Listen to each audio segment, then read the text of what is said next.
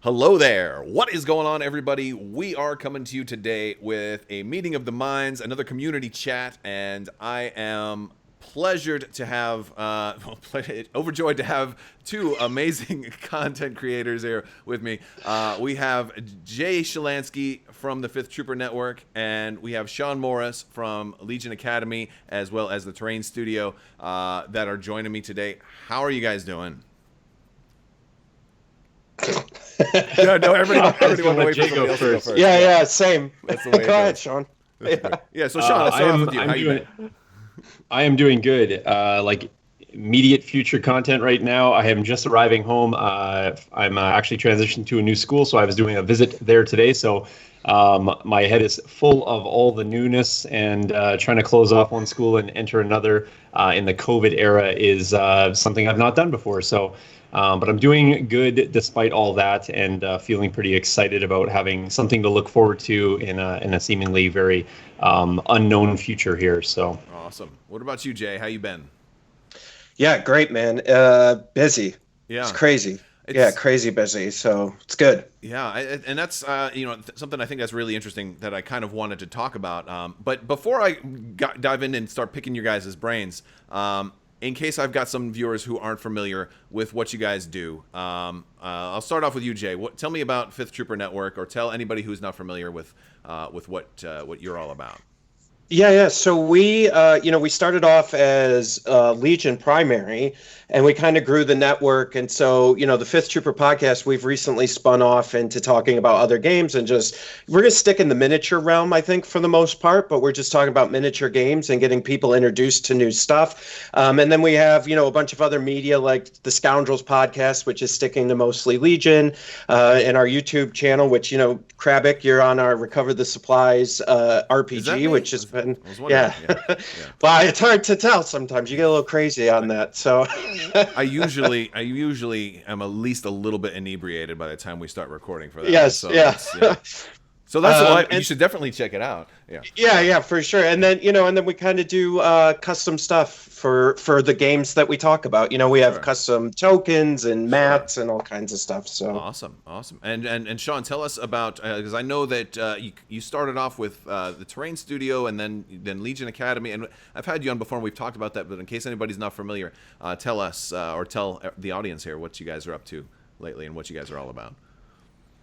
Sure. So the Terrain Studio is my actual business. So it's a terrain making company. So it's kind of the thing that I got into most of the hobby games that I've played over the years through. I like the terrain aspect. So that's kind of what I do with that. I have a Patreon that I operate there, but usually I'm just doing commissions. So that's kind of just a lot of the content that I can't show, but I can show it in kind of a select median. So I do that.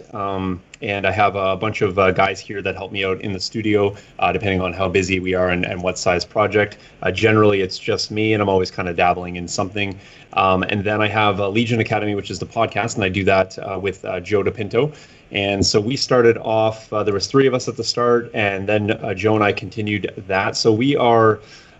we don't label ourselves as a competitive or casual podcast. We're just a podcast that talks about Legion content, whatever that is. Both Joe and I play competitive, but we certainly, in our respective communities, we definitely champion the game and build a lot of stuff. And from that, one of the spin-offs that we've done is the Friday Night Fights, which we focus primarily on the skirmish realm as an intro. We're going to move that to 800. Basically, what we did is we took our local group, used Friday Night Fights as a way to build up our repertoire of rules for our new players.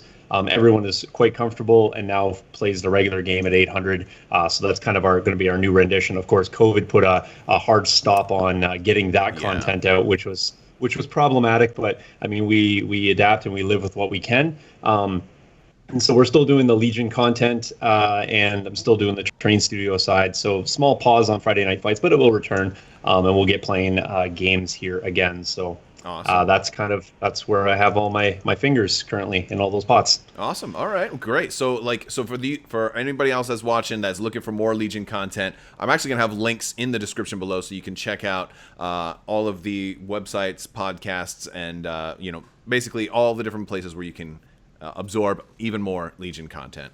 from these guys. So very cool. So since you guys are very busy content creators, I kind of want to talk about that a little bit. And because we are, and you guys each touched on it a little bit, but COVID-19 is a really big deal right now. And while I think it's great having awesome hobbies like this, when you can't physically play with somebody in person, it certainly puts a damper on things. So how has COVID really affected either of you guys? Like, how has it affected what you're doing as a content creator?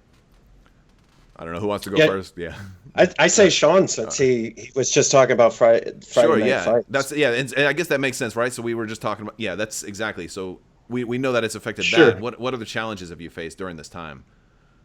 Yeah, and maybe I'll probably partition most of my answers into kind of two realms, because one is something that that I do kind of as an aside, and then one is something that I actually look to generate a revenue from. So let's just say for the terrain studio, for example, my studio is in my basement. My entire house is converted into a studio on the lower end here. So, but being at home more has actually lent more to working in the studio. Not necessarily producing a lot of content, because Jay can probably attest that producing content actually takes time and kind of slows down a lot of timelines. It's not easy it's easy to sit down and work on something. It's hard to sit down and film something that I'm working on. So for me, I haven't really been doing a ton of filming what I'm working on, but I'm doing a ton of work. And that's going to basically create a nice future content pot. But currently, being at home is nice for that realm. On the downside, though, Friday Night Fights, hard stop, no recording. And then the Legion content has been slowed. FFG's been slowed. Just playing things has been slowed. Talking about all the new units that nobody else is playing doesn't really lend well to content, because there's such a gap in playing, and a lot of people aren't going to consume content if they're not necessarily in it. So I think a lot of people are kind of eager to get back. And so we're probably going to have a nice amping up of the content here. But just to talk about units that you don't get to use for 2 or 3 months, that gap really hurts. Yeah. And whether you're producing the absolute best content, strategy and tech talk and all those sort of things, not having a way to apply that right away really hurts, I think, from the listening standpoint. So we did an episode yesterday, just a community chat. We've COVID-19 focused it, but what are people doing right now? They're painting, they're building, they're getting rid of their backlog, they're doing things that they put on hold forever. So that's kind of where we've been focusing our content lately. What are you doing to stay relatively tied to the game that isn't playing? Sure, good, yeah. And what about you, Jay? I mean, I imagine there's going to be a lot of similarities there, right? Well, yeah, and I mean, for anybody who knows the main Fifth Trooper podcast, we've been doing, we were doing Legion for about 1.5 years, and then we recently switched. We were always kind of like a variety show, anyways, where we would talk about Legion, but then we would have like random people on, or talk. Evan and I would get in some crazy conversation about something else, but with COVID and the slowdown of, I mean, listen.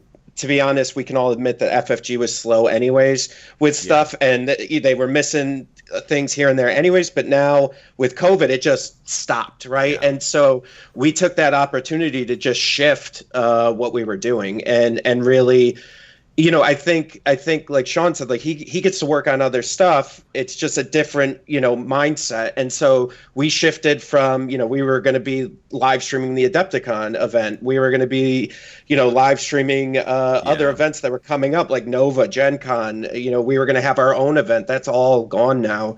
And so it's just shifting content and figuring out what you can do. So, so one of the things we did was we got together with you and Ryan from Stabcast and Brendan Franz, and we did an RPG on Roll20, right? Because we can't do anything in person, so we might as well figure out another way to do stuff, So and I'm glad you brought up Adepticon, because that was really like the first I think serious indicator to a lot of people, at least under the Legion umbrella, that, oh my gosh, this is a much bigger deal than we realized, and it's actually impacting us on a bigger level. I wasn't sure if I was going to go to Adepticon this year anyway, but then when it rolled over into Gen Con also, which I was definitely locked in for, it was shattering. But well, and I'd like to say too, because I think a lot of people suffered this, and this was our first really like indication as not just as content creators, but as a company.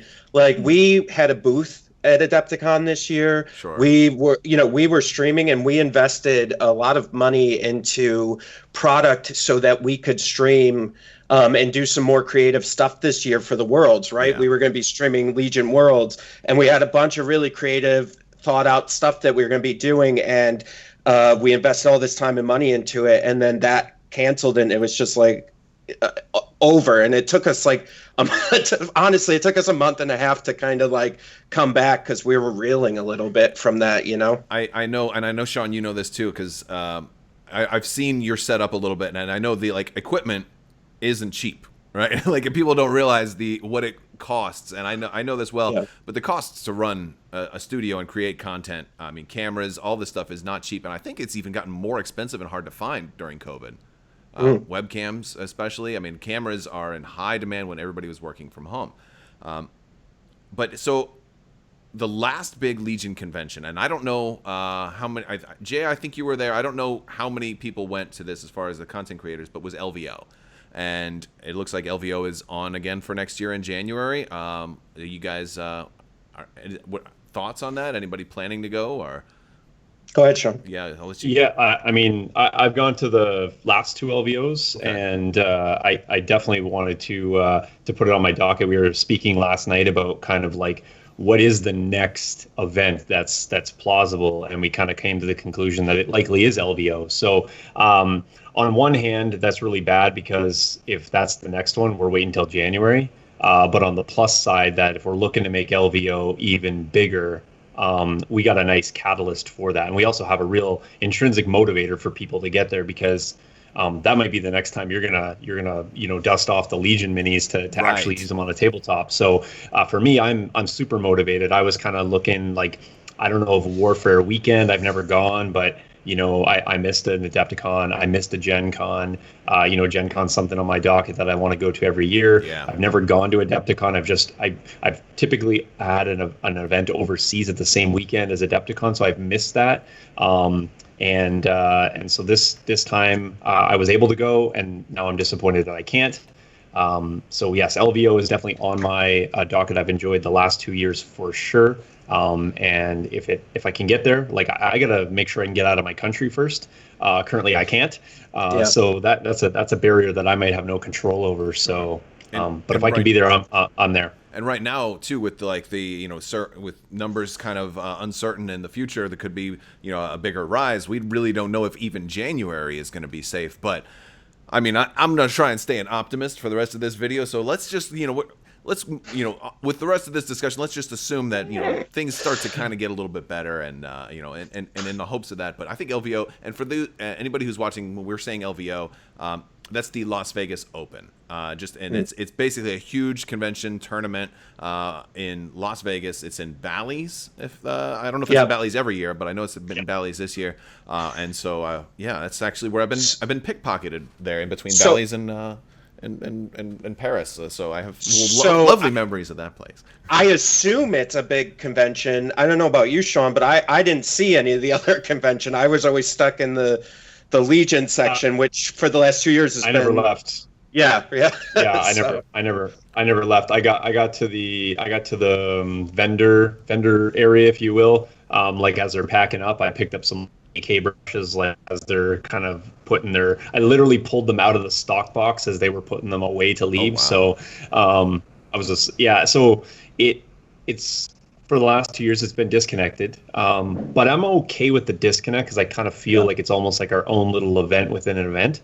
And there was a couple other groups, and the Flames of War guys were there, so that's kind of my old crew to hang with them. So, but at the same time, as we grow, we're not potentially going to be able to be housed with that unless we supplant one of the other gaming, main hall games. So I'm not sure. I don't know the logistics of any of that, but I would be okay if it was separate. But again, the deeper you go, or if you're playing the team event, or depending on what day you're on, you do miss some of the other stuff, and that happens at Gen Con. I have overbooked myself 2 Gen Cons in a row, and this year I said I wasn't going to do that at all, because I want to kind of get around a little bit more. So I don't know if I'll do all the events if there's a team and a narrative next year. Obviously, if I can go deep in singles, great. But I'm gonna make a conscious effort at these events to be more widespread than I currently have been. So. I've been to a couple of events where you kind of get locked into your certain corner and just focusing on your your group, your community that's there, and miss the rest of the con. And I don't even think that that's necessarily a bad thing, because I think that's one of the highlights of going to a convention, especially during COVID-19. I know, at least me personally, I've met a lot of people, talked to a lot of more people online. Partly through like Recover the Supplies, also through like Discord and Facebook and all of the different. We have a great community for this game, as well as and a lot of other games too, because I cover other games like Armada and stuff. But I think just meeting the people and being able to hang out with everybody and having like a weekend long hangout with people that you talk to online all the rest of the year is great. So even if you do miss some other things, it's there's a lot of good that goes along with that.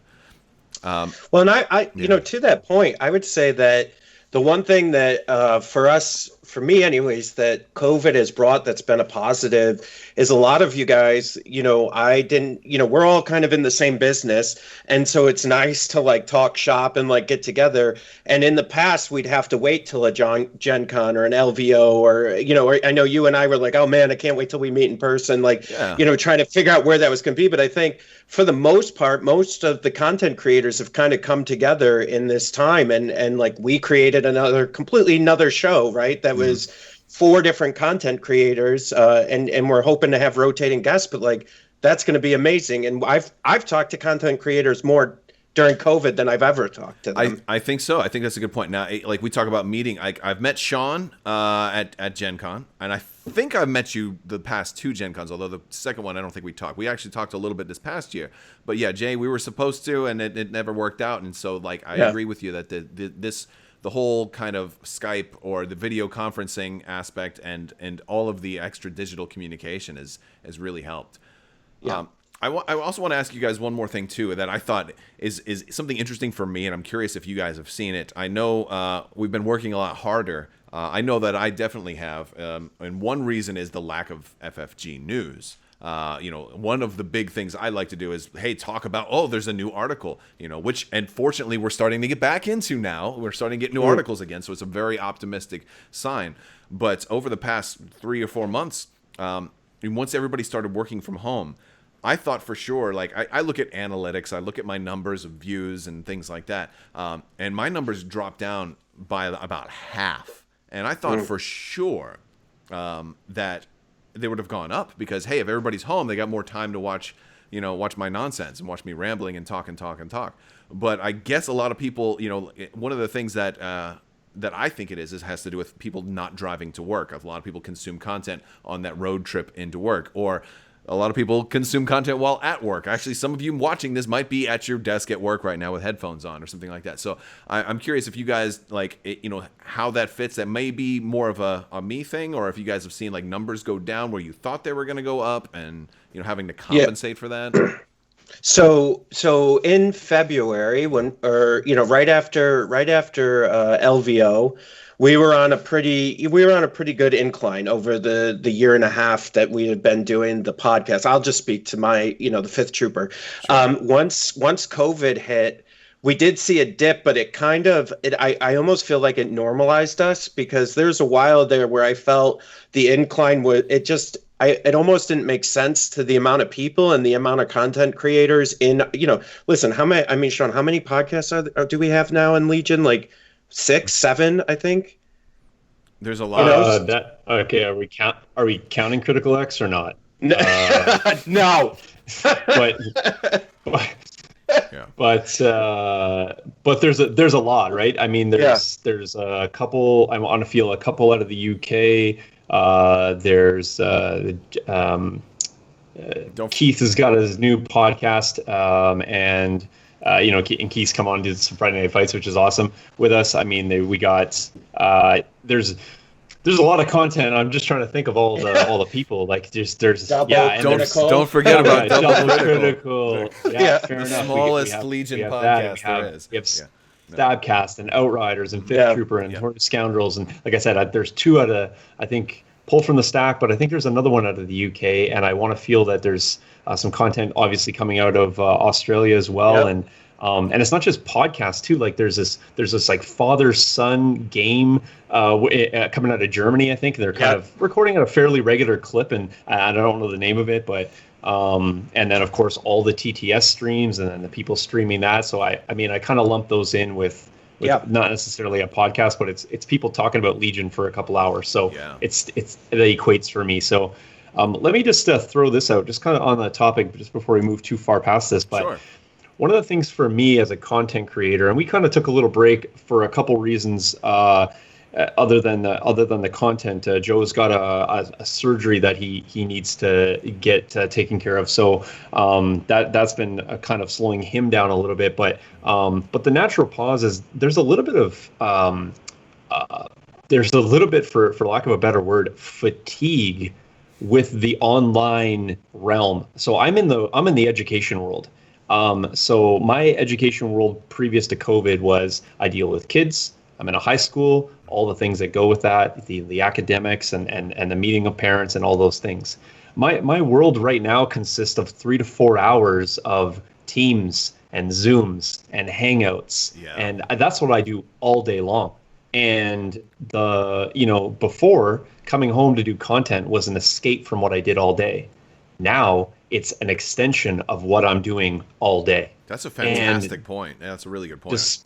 Despite the topic, I mean, I love education. That's my chosen field. So I love talking about education, and I love Legion. But when I have to combine those two things on the same day at a very consistent pace, coming home to just spend time not being in the online realm is actually therapeutic. Where I would say before, content creating was therapeutic. Yeah. So there, I just, for lack of a better term, if I can put the overarching term of, it's a little bit of fatigue. You're no. So we talked a little bit more about, and touching on that, we talked about painting, and like I know you were also talking about, like, so there's certain things you're working on that you're not making videos doing. I imagine doing painting might be something like that, or working on a piece of terrain, or just working on a private project or something like that. Like those are things I find therapeutic, and I'm curious, like, if you, is that something that has been kind of an escape for either of you guys, like just saying, you know what, I'm doing this just for me. This is going to be mine, not everybody else's. Do any of you guys have something like that that has been that therapy? Sure. Yeah, I can talk to that. So, my painting backlog is, I don't even refer to it as a painting backlog, because that would imply that I'm actually going to get to it, which I'm not. So basically, what happens is, for me, is if I need units, I have a couple studio painters, and they work on that. But right now, what I'm actually doing is I'm actually painting. Yes. So that's something that I never would do. So I'm actually using that as kind of my building terrain all day, or working on terrain is therapeutic. I do enjoy it, but I'm doing that at a regular pace. What I'm not doing at a regular pace is painting. And so that's what I've actually been doing. Didn't you win Best Painted Minis at Gen Con this past year? Or was it? I think so. It was at least for one of the days. I don't know if that was a whole convention-wide thing or something like that. Yeah, and I did get a little bit of a nod at LVO that I might have been in the running for that, but I didn't actually use my droids in the competition. I used them in the team event. So I had planned, my full plan was to take my droid army with a nice display board that I have kept relatively secret to Worlds this year. So I'm going to keep that, because if LVO is rolling out, I will declare right now I'll likely be playing droids there. So I'm going to save that for there. But that's what I've been doing to kind of, as my escape. Sure. I mean, I've been basing, because of course that's an enjoyment of mine as well. But and I know that a lot of people are doing painting backlog, but even that's going to 3-4 months of painting at probably a more than normal pace for people, because they're just home. May get taxing for them as well. So I'm not sure what Jay's doing to kind of keep busy, or what you're doing to keep busy, but for me, it's just a little bit of painting. Yeah, actually, it's funny. Mine is completely so. A lot of this was, I used to paint and do, I started COVID with doing some terrain and stuff just for my own, like I'm doing an indoor table, and that was kind of therapeutic. But then it just kind of was like now that with COVID, I feel like I've been producing more content than we ever have and been getting into more areas. So honestly, like my therapy is more like we started kind of a farm. And so like I'm out like with chickens and like with a garden and stuff now. And like that's I'm like because I've always been on the computer, and that's, my job is in marketing. And so I'm always on the internet. And then now with COVID, it seems like even more, like Shawn was saying, but also with the more content. And so for me, it's like, I got to get out of this house, and and I go outside and go do something outdoors. That's really been where it's at. Cause now even with the new podcast, and it's kind of interesting, and maybe it's a warning for people who want to become content creators, is that it's still fun, but it's also work. Yeah. And so sometimes those lines get really blurry, and you're like, I love this game, but good God, this is a lot of work right now that I don't want to, like, I just don't want to look at another friggin' droid in my life right now. I think that there's a very thin gray line between when you're just doing it because you enjoy it, but to when it starts to actually begin to pick up speed, and now you're locked into a rhythm of like, I need a video every week, I need a video every Friday, or in my case it's every day. And I'm like, I still love it, and I wouldn't do it if I didn't, but I'm not. You're not kidding, it is absolutely work. Let's talk about one of the things that people have done during COVID-19. A lot of people took to Tabletop Simulator to play Legion, as well as other games too. TTS has become very, very popular. Are you guys using TTS at all? And if so, what's your thoughts on Invader League? Are you playing in it? Are you paying attention to it? I know I am not a big TTS person, so I'm really kind of semi-clueless on Invader League. But I know you guys might have different opinions. So I like the idea of TTS. Now with COVID, I think it's a little bit different. But when we had real Legion versus TTS Legion, I hate TTS, right? Like there is no substitute for the table game. And I think TTS skews like dice rolls and stuff because it's a computer, right? It's not perfect. And so I'm happy that we have something as a community that we can still play Legion, but I am not a fan of yeah. I just need the like actual game in order to like, especially, Shawn, I don't know about you, but like when we were playing competitive, like going into LVO and prepping for Worlds, I felt like TTS never gave me a real scope of how the list was running, because the skew on dice could be so far that it just wouldn't make any sense. Like you'd be like, this would never happen in the real world. So for me, if you back up 2.5 weeks ago, the answer is no, never play TTS. Haven't been on it. In the last 2.5 weeks, I've played 16 games. Wow. I'm just gonna shame myself right there. Wow. But here's the thing, that number is not extraordinary for me when it's not COVID. So like Jace will come over, or I'll have guys over maybe 2 or 3 nights a week, different guys, and we'll bang out games. And so for me to play a lot of Legion is not weird. But what happened was, and I resisted TTS for a lot of the same reasons that Jay said. One, I like to play quick and I like to get games done, and TTS does not lend well to that.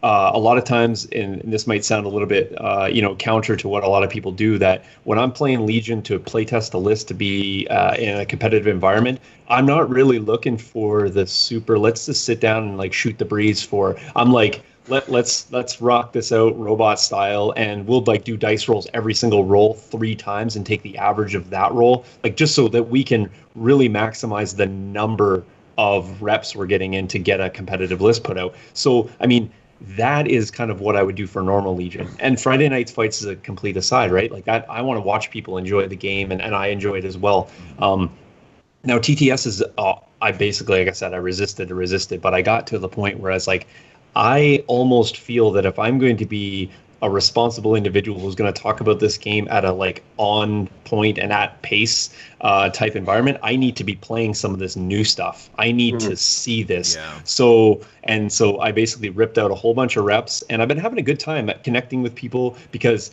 4 hours, I can get to know somebody, whether I'm playing the most robotic game or not. There's just natural downtime as I cohere 7 droids, and they're falling all over the place, and I gotta ask somebody how to do this button and that button, and so I've enjoyed having the ability to connect around that in what I considered a casual environment. I'm not playing in Invader League, and I probably won't be playing any of the competitive online things because it's not competitive Legion for me. It's just not. It's so far off the pace that I play.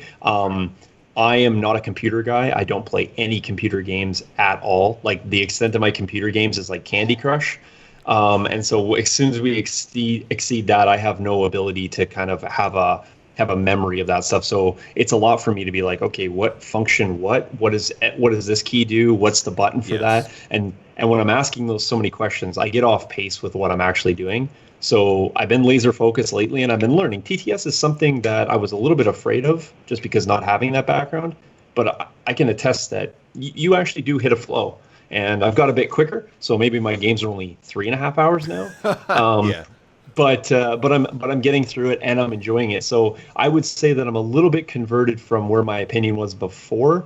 However, the moment I can roll real dice against a real person, regardless of if they're playing casually or playing to really play test a list or a competitive build. When I say play test, competitive build, I will replace it instantaneously. Yeah, I think we all are in agreement on that. I mean, real dice, nothing beats being able to just kind of bend down and check and see if you've got line of sight or Yep. I tuned in and so you know where I stand. I don't like TTS that much. I've done it once or twice, but every time I sit there and think, like maybe I'll just try a pickup game of Legion. Maybe I'll just try it against somebody. I'll go and watch somebody's stream, and I'm not gonna lie. I clicked on a stream the other day.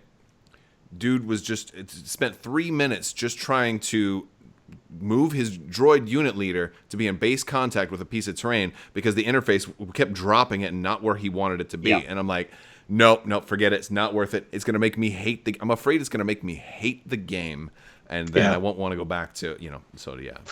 Well, and that's happened to me. Leading into LVO, I started doing TTS more so I could get more reps in, just because you can get a wider berth of competitive people, so you could play different lists, different people, different styles. And it started to, like, going into LVO, it really did start doing that for me, where I was just like, a lot of stuff gets really skewed in TTS, and it was just driving me so crazy that I was almost starting to hate playing my list by the time I made it to LVO. And I honestly, before we went to LVO, I took a break from even playing Legion for about a week, because I was just like, you know what? I know the list. I've played it a ton. I need a break. I can't touch this list again. Like, I need to have fresh eyes on it at LVO. Sure. Yeah. No, I get that. It's and that's a more competitive environment too. Like, LVO's a lot more like, what is it? Is it like on the level of like a grand championship or so? It's like one level below Worlds, right? As far as like prestige, or is that? It's weird. It's not there yet. It's not like a Gen Con. But it's getting close. I think this year it could have the legs for that. I feel like the community kind of holds it in pretty high regard. Yeah. Well, I think it's one of the best events, and I think the community, everyone in the community comes together for that event, because it's run by LJ, who's one of our community leaders, and he knows what we want in Legion. He knows how to deliver good tables, a good atmosphere, a good situation. I think what we were talking about before, where we're sequestered in some far off room from the rest of the event, it brings you in closer. You don't get to see the rest of the event, but you're not in the middle like Adepticon or Gen Con, where you're just in the middle of the game area and there's like thousands of people all around. You're like in a room with like maybe 150 people. Sure. And so it kind of just focuses in on Legion a lot more. So I think for the community, that's the gold standard for Legion events is LV. All right. So if anybody who's thinking about going, I know tickets are probably going on sale any day now, so stay tuned. From what I hear, they tend to sell out very fast. So if you have plans to get to Las Vegas, try and get a ticket as fast as you can. And even if you're on the fence, still try and get one, because whatever happens, if we can't go, you'd probably be better off just being out a ticket than I don't know. Then if we do go and you can't make it, or then you just have to go and just like hang out outside the main like convention area and be like wave to people as they want to go to the exactly. You know, maybe you can have dinner with a community dinner or something. All right, so I have I have to admit at this point of the video that I brought you guys both under here under false pretenses. I said we wanted to talk about content creation, but the truth is I am pissed at both of you because you guys got all these freaking exclusives from Fantasy Flight, and I got nothing, man. I got nothing. You know, like Fifth Troop, Notorious Scoundrels gets the Padme exclusives. Legion Academy, you guys got the Cad Bane reveal. Like, what do I gotta do? Like, all right, so my question is, I need you guys to tell me the secrets, okay? I need you to tell me what is there? Is it Voodoo? It's Voodoo, isn't it? Is it Voodoo? You have to have a co-host that looks better than you, and that's the trick. Sarah, I need you. I need you to co-host the show with me. Babe, I need Yeah. All right. We'll talk later. Okay. You know, it's funny because Krabs, you and I have talked about this on a bunch of times, and and Shawn, you know, this is your first time hearing this, but like when we talk about it, he does the same things we did. Mm-hmm. Like, we didn't do anything extraordinary. I just asked. You know, or we just, you know, I was just like, oh, hey, you know, we could do this. I think a lot of how we got into it is probably different than Shawn. So ours started because we're basically doing all the live events, right? So we live streamed Adepticon, so we got a bunch of spoilers during that. We live streamed LVO, so we got spoilers during that. You got Alex Davey on microphone. He's gonna spoil stuff, right? Right. Yeah. And so it kind of seemed more organic in that way, where it was like, oh yeah, these guys have done it before. Let's let them do it again, you know. Sure. And I know at LVO, I had talked to Alex and Matt, and they both were talking about how they wanted to get the community out there more and get more of us, the content creators, involved, and then Shawn and Joe got Cad Bane, you know. So I think they're really attempting to kind of spread out. I just don't think people like you is what it is. You know, right. I think you kind of hit the nail on the head. Look, I've had like one early thing from Fantasy Flight a long time ago, and I got yelled at. People thought I was going rogue. People said I was breaking NDAs and all kinds of stuff like this because I revealed some Armada ships like 2 months before they came out. Except Fantasy Flight sent them to me, right? So like, no, I wasn't going rogue, but the people were probably still mad. And then there was the Super Star Destroyer. It was all Armada stuff that I talked about. I can tell you that my best friend Sam Witwer, that's why he won't come on yours. Oh my god! Is because he said you leaked Armada, and he was really upset about that. Is that Sam Witwer? Yeah, he said I'll never go on Crabbok. Yeah, never. I don't care how many times he likes or retweets my tweets. So you guys, for you guys don't know, like I'm Sam Witwer's biggest fan, right? And Jay just like has him on like it's nothing. I'm like, oh yeah, well that's fine, whatever. You know, I'm not even gonna mention my friend who is like crazy. No, forget about it. Let's just talk about him. He was so upset the first time we recovered the supplies. I think we didn't even start the recording like 2 hours in because he was just like beside himself that happened. Yeah, I was. Well, no. So, all right. I'm gonna go off on a little bit of a tangent here, and I apologize, but I have been working on getting Sam Witwer to do like an interview for this show for years, and like I was getting close, and I was just like, but honestly, this is kind of. It's like the dude who's gonna ask out the hot cheerleader, right? And I realize I'm comparing Sam Witwer to a cheerleader right now, but I was getting really close because like I did this whole Darth Maul thing. I've like been tweeting at him. I've been trying to build up a rapport. I even got him to reply to one of my tweets, and I'm like, I'm getting there. Yep. I'm gonna make my move any day now. The timing's gonna be right. And then bam, Fifth Trooper has an interview with Sam Witwer. I'm like, this is a family-friendly show, so I'm not gonna tell you the words that I shouted, but. Yeah, I have a jealousy problem. That's the problem it is. He won't tell you, but he definitely shouted them at me. Oh yeah, while, yeah. So. No, but so in all seriousness, no. I'm totally jealous of you guys, but at the same time, I think it's awesome that you guys are getting exclusives. I think you're getting really cool stuff, especially in a time where news has been slow. And so I think it's awesome. I'm happy for you. but I'm also jealous. I'm not gonna lie. I'm a little bit jealous. But maybe one day the platter of grapes will come around and I'll make some wine. But if not, the best I can do is I'll just take you guys and have you on my show. That's the way it works, right? It rolls downhill. There you go. Yeah. I think Jay pointed out an important thing though. Just Sure. So I've been making terrain for a long time. Mm-hmm. Fantasy Flight never went and found my stuff and said, "Hey, can you make this?" It started with not really an ask. It was like an introduction. So a friend of mine, Jeremiah Road Dog, I think you guys probably met him. Yeah. So he knew what I did, and he made a small introduction to Jimmy Lee, and he says, "Hey, this guy does this." I had a small conversation with Jimmy, and sorry, my dog is giving us a welcome there. Right.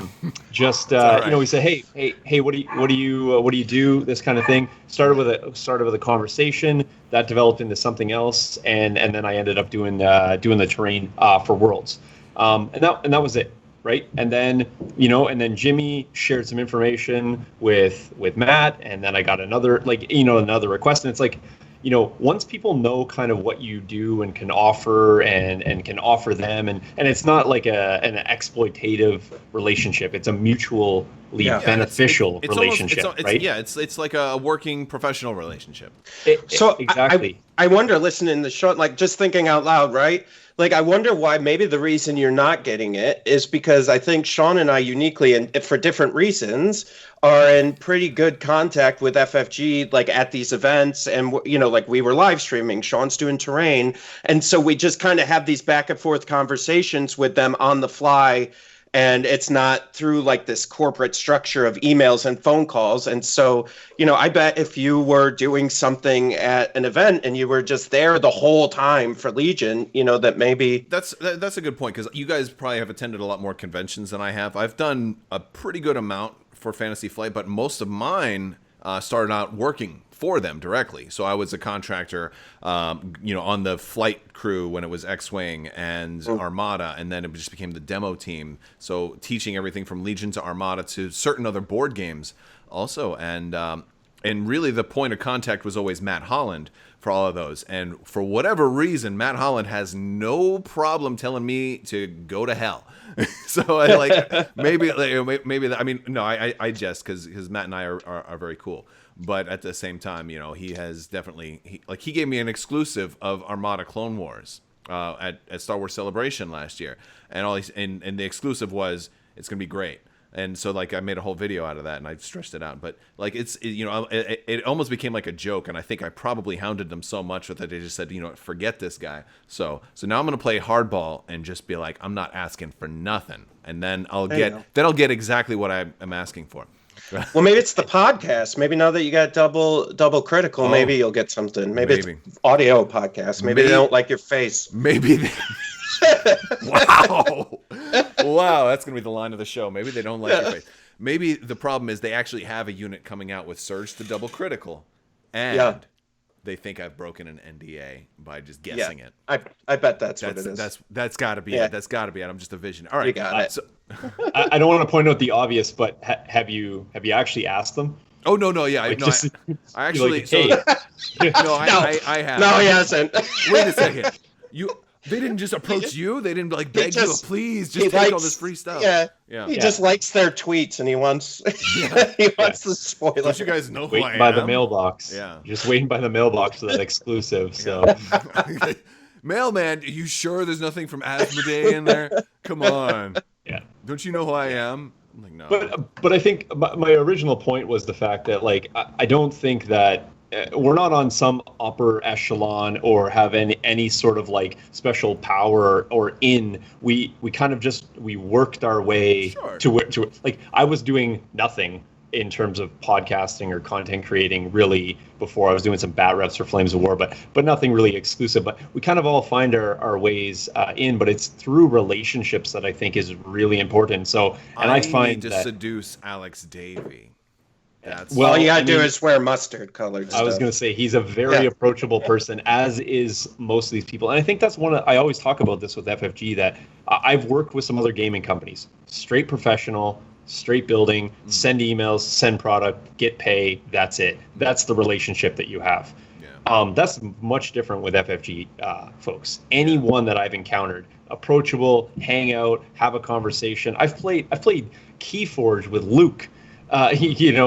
Just hanging out and doing things. So I found that's been really awesome. So I think that I'll agree with you that just ask. Most of these people are really, really cool. Having done probably about 5 or 6 conventions for Asmodee, I really do like the people. I was actually really upset by a lot of the layoffs that happened. With everything that was going on. I think it was even before COVID, but yeah, it's been a rough year for them especially.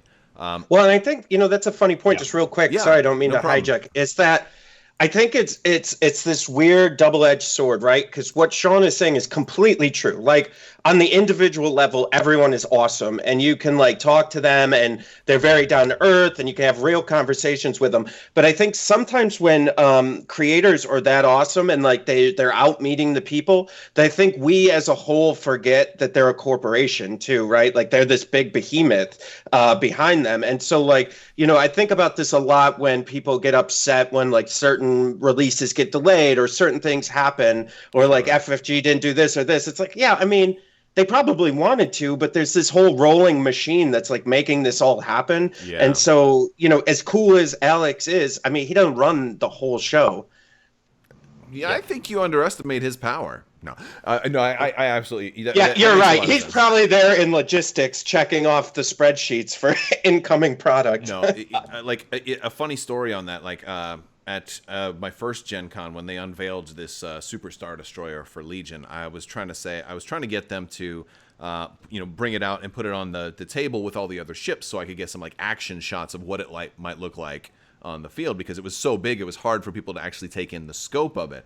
And they actually tried to if it was just normal people and they weren't this big company, didn't have licensing and stuff to do, but they actually went to licensing and they called Lucasfilm and hey, can we do this? And the answer was no, but they actually tried for me, and I was I accept that the answer is no, but damn, thank you for actually jumping through the hoops to see if you could do it. So it's a big feather in their cap, I think.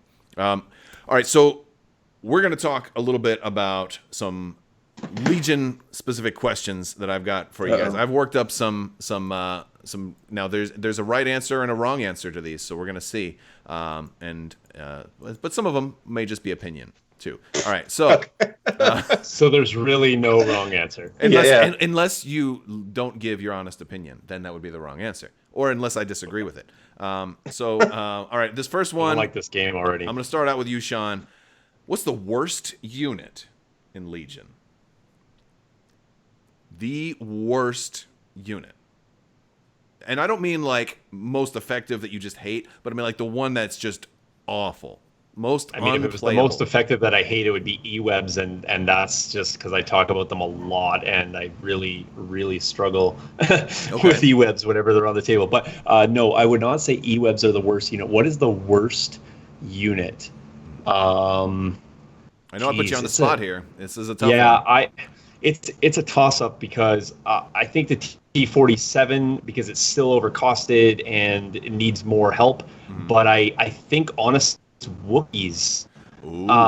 Because I feel that they should be so much better than they are, and because I feel that they are lacking so much, I just won't feel them. And even I wanted 13 Wookiees to work so badly, but it can't. So for me, it's Wookiees because I feel that they're not right. Sure. They need help. All right, Jay, what do you think?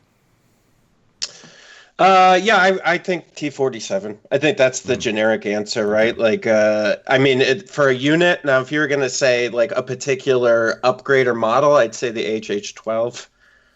But way to go jump questions, because that was the next question, but now it's canceled. Oh, got him. No. That's why we get spoilers, because we're ahead of you. So all right. Well, I'll just have to call Sam Witwer if he'll good luck. Leave a message with his neighbor to tell him. If Jay jumps the queue, I want to jump the queue because the best unit in the game hasn't come out yet, but it's the one that surges to double crit. Just saying. Well done. You just got double likes for that. I like this. See, I'll tear them down. You build them up, Shawn, and then we're fine. He's still not getting spoiler content. So no. That's why I have to make up my own. That's what Double Critical podcast is all about. I just make up my own spoilers. I'm like, let's talk about Darth Maul having 8 white dice and surge to double crit. Who knows? I mean, maybe that's actually a thing. And it wouldn't even strike me that far off if I got some of these guesses right, because hey, I play Legion and talk about Legion almost as much as I talk about every other game. So when you live and breathe these games, probably going to arrive at some of the same conclusions. Okay, so in response to that, Jay, you're wrong. T-47s are awesome, especially with Bombing Run. They're super, super, super fun. Listen, I like the No, you were wrong. I told you there was a wrong answer. PAX Unplugged. I ran a double T-47 list. Don't get me wrong. I love the unit. I want it to be good. There's just no place for it right now, and that's why the land speeder's so much worse. The land speeder's so much worse. Oh, I disagree. You're going to transport a single unit. You need to be able to transport a whole squad. But no, I agree with Shawn about the Wookiees though, because and the problem is that all these tables, like what's become accepted as the standard terrain setup, is one where a range 4 gun line has complete domination because there's so little true line of sight blocking terrain on tournament tables nowadays. It's like, there's some barricades here and some trees and some bushes and a tiny little building in the middle, but like almost the whole field if people can see you. So anybody who's got sharpshooter or whatever, it's not true at LVO, man. Well, LVO's the best event ever. That's good. Then it's going to be time to bring. There you go, Shawn. This is your time to bring triple Wookiees to LVO. I actually just finished painting. Droids.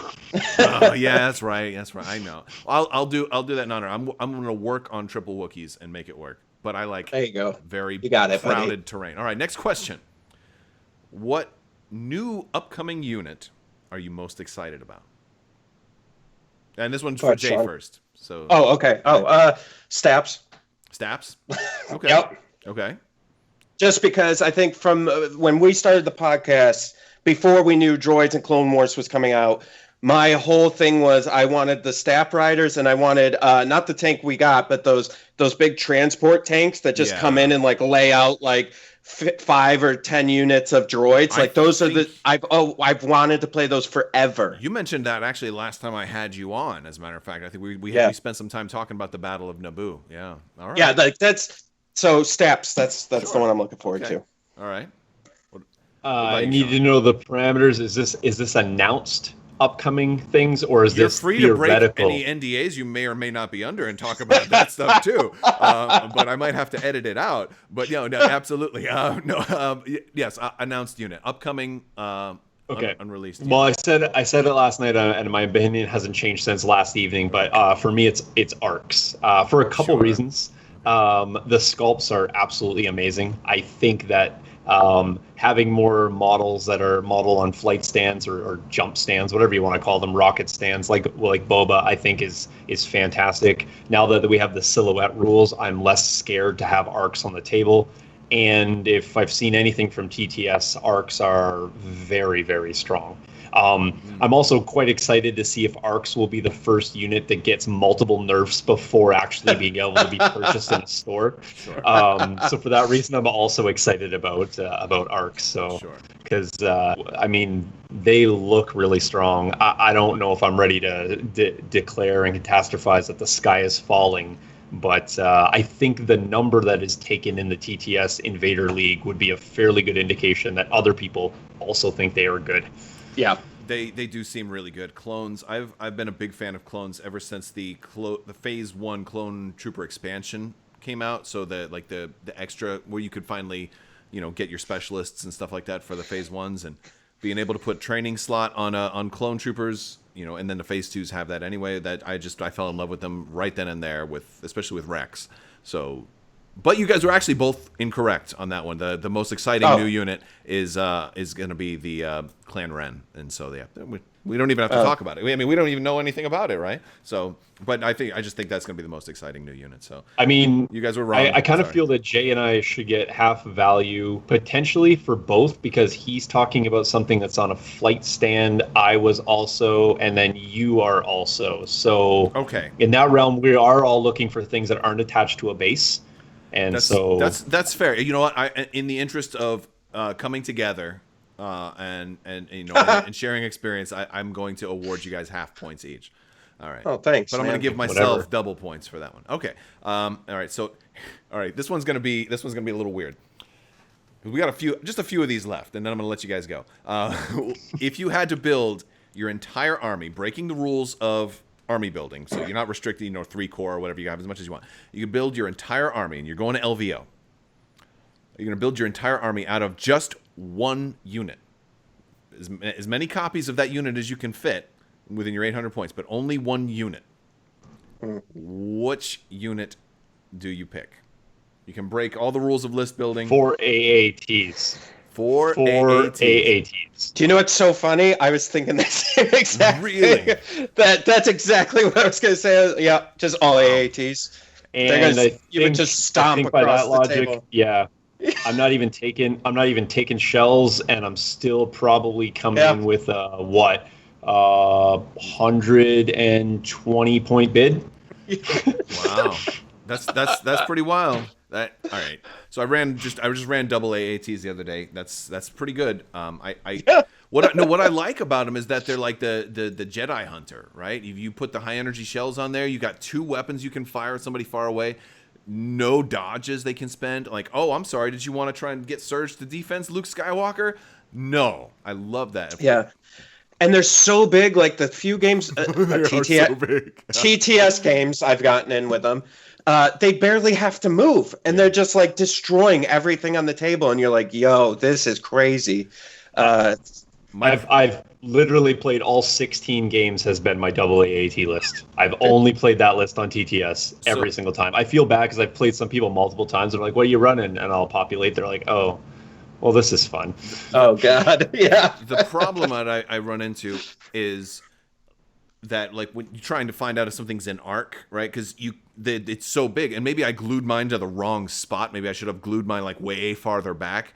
But like I have to take it off the base, and then I'm trying to pick up a football, and it's ridiculous. What do you care? You have a main gun on a turret. Right, Yeah. but if I'm trying to get double arc, if I'm trying to do that high velocity thing, I'm trying to see, and also the other gun is fixed front too. So there's a lot of times where you do have to do, but There's another gun on that. yeah, that little when you run in cycle, Barrage. yeah. All day. That barrage No. is so I got strong. ionized in my last game too, so I couldn't do barrage because that's 2 actions, and I think I made that mistake. So that's a tough thing. All right, no, the correct answer is Jin Urso. As a matter of fact, I don't even remember the question at this point. It was Whoa. no. Listen, Cheater McCheaty. She's got a little dot next to her name. You can only I have said you one. can break the rules, though, right? Yeah, but come on. It's my show. I'm breaking my own rules. I'm breaking You're my gonna own go cloning. Yeah, the Clone Wars. All right. No. Okay, in that case, I back up. I'm actually taking. You said as many copies as you can within 800. Yeah. R2D2 for all the secret missions. I think you just won the whole game show. You might have just won the whole game show. It depends. We got Oh, God, that would be I've so just won- annoying. Yeah. I've just won key positions 32-3. Yeah. I thought we were gonna go with something like max droid, like B1 battle droids, because nobody would be able to kill. R2D2, no questions asked. Yeah, because and then just move everybody's secret mission. I ignored every objective and just like you can't kill us all.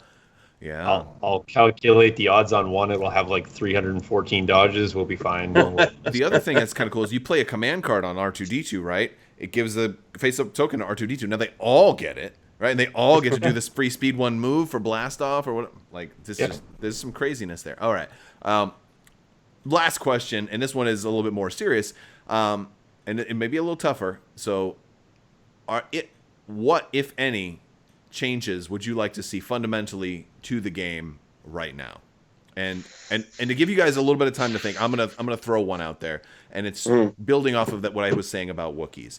I would love to see not necessarily a rules change, but I would like to see a meta change as far as terrain, for there to be more line of sight blocking terrain, for there to be I've talked a little bit about wanting to like almost come up with like a rule set for almost like a league where the paradigm has changed and there's more buildings, more approach vectors for fragile units like fleet troopers and and Wookiees and B2 super battle droids to be able to approach without having your entire army being able to just throw that range 4, gun line on them. So I'd like to see there be more of a focus on more of a standardization of the terrain that I like to see. But I know that's just my personal preference, but I think that would help, at least if it was a side league, like, hey, LVO is going to have, the main event, but they're also going to have the heavy terrain league, almost like in baseball, you've got the, the American League and the National League, right? If we had, the heavy terrain and lighter terrain or something like that.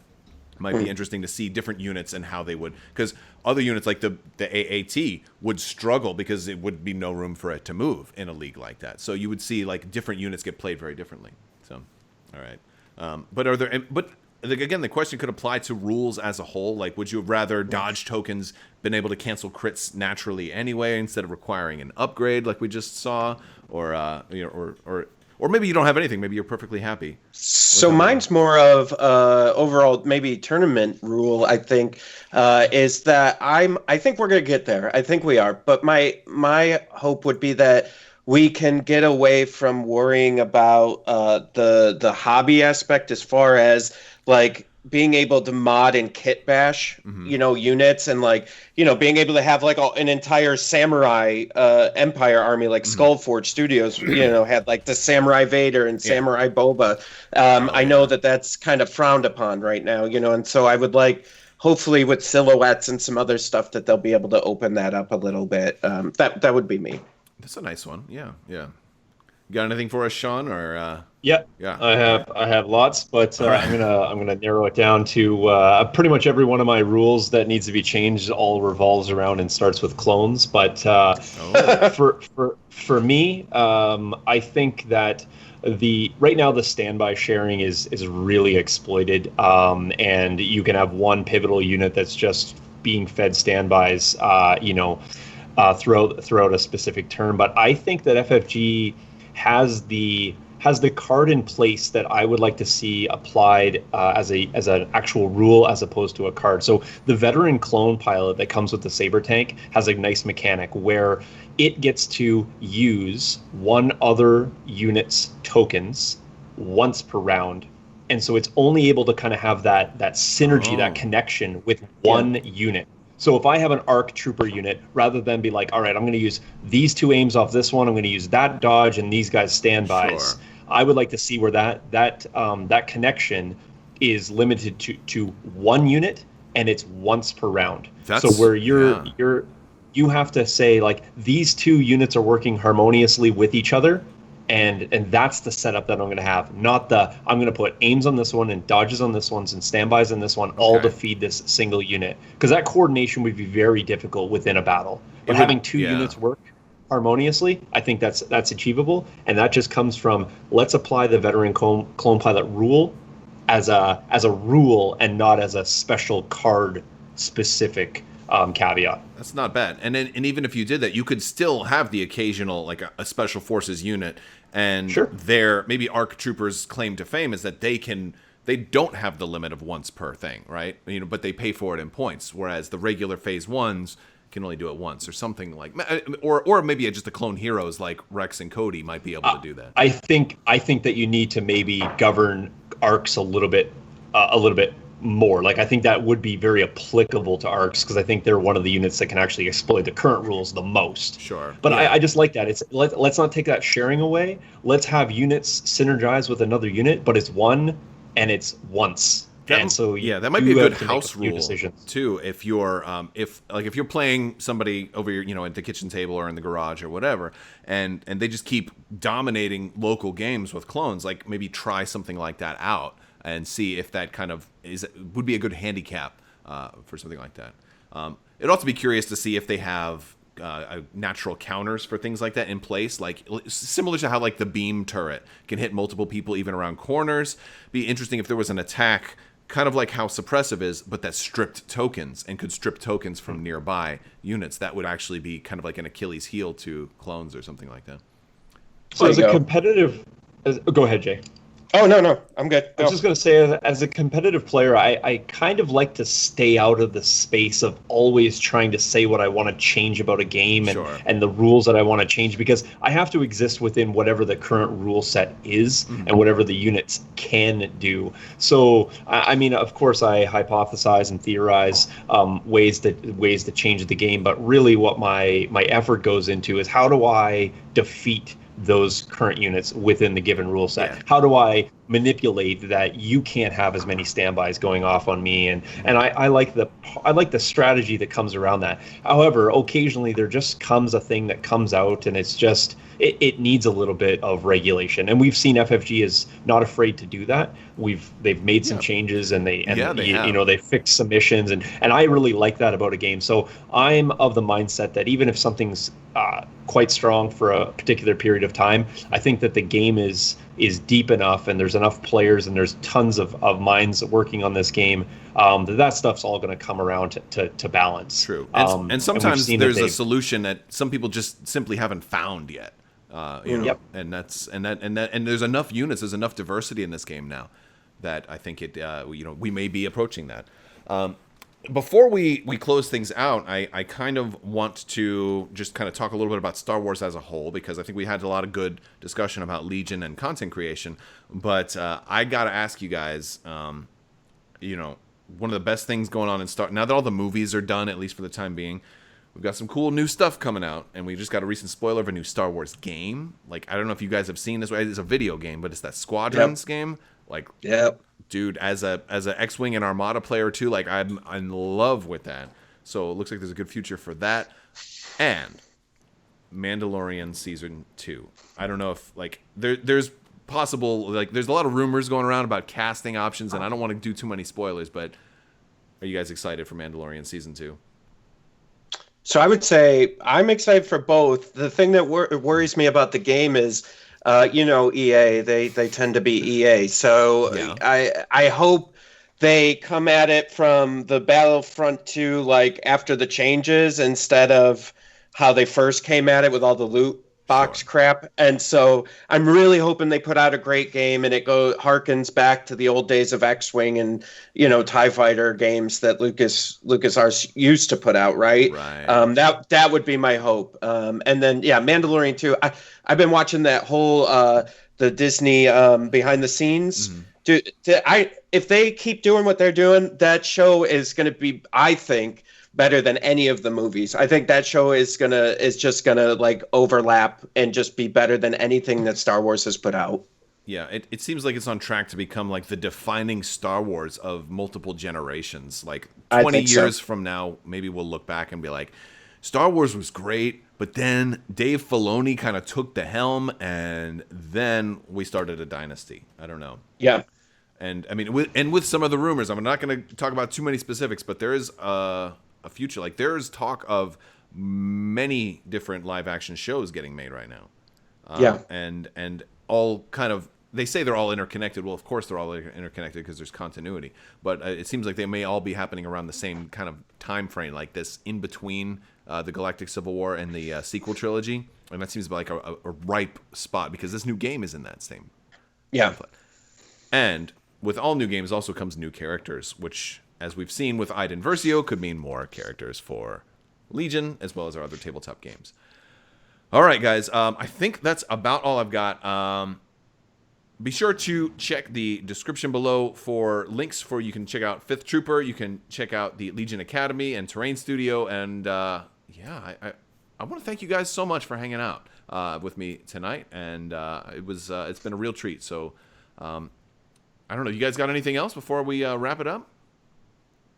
Okay. No, I'm good. All right. Well, thank you so much. And you guys all watching, be sure to give the video a like and a thumbs up. Make sure you subscribe to their channels as well, because we're going to have links to all of that in the description. And thank you, as always. Have a great day.